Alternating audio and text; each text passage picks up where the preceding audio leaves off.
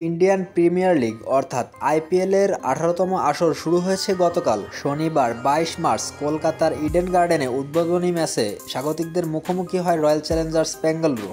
আর সেই ম্যাচেই সুনীল নারিনের অদ্ভুত এক কাণ্ডে শুরু হয়েছে হইচই। সুনীলের ব্যাট স্টাম্পে লাগলেও কেন তাকে আউট ঘোষণা করলেন না আম্পায়ার, এমন প্রশ্ন উঠেছে। এক্ষেত্রে ক্রিকেটীয় আইন কি বলে? এই প্রশ্নের উত্তর রয়েছে ক্রিকেটীয় আইন প্রদানকারী সংস্থা মেরিলবোন ক্রিকেট ক্লাবের কাছে। কলকাতার ইনিংসের অষ্টম ওভারের ঘটনা এটি।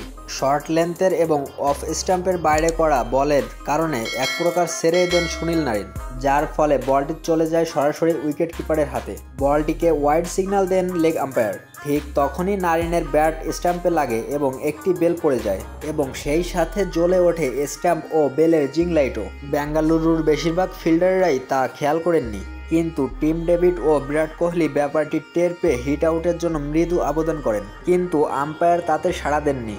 এ বিষয়ে ক্রিকেটের আইন নিয়ন্ত্রণকারী সংস্থা এমসিসি এর মতে বলা হয়েছে, একজন ব্যাটসম্যান তখনই হিট আউট হবেন যখন তিনি রান নেওয়ার জন্য দৌড় শুরু করতে গিয়ে উইকেট ভাঙবেন, অথবা বল ছেড়ে দেওয়ার পর তৎক্ষণাৎ উইকেট ভাঙবেন, অথবা বলকে স্টাম্পে লাগা থেকে বাঁচাতে গিয়ে উইকেট ভাঙবেন। কিন্তু নারিন কোনো ধারা ভঙ্গ না করায় এবং ব্যাট স্টাম্পে লাগার আগে বল উইকেট কিপারের হাতে চলে গিয়ে ডেড হয়ে যাওয়ার ফলে তাকে আউট দেওয়া হয়নি, অর্থাৎ সেই বল ব্যাটারের খেলার উপযুক্ত সময় অতিক্রম করে গেছে। তবে এই ধরনের ঘটনা অনেকটা আম্পায়ারের উপরে নির্ভর করে থাকে, কেননা আন্তর্জাতিক ক্রিকেট ম্যাচে বাংলাদেশের বিপক্ষে জিম্বাবুয়ের ব্যাটার ব্রেন্ডন টেলরের সাথে ঠিক এরকম একটি ঘটনা ঘটেছিল, যেখানে তাকে আউট করা হয়েছিল।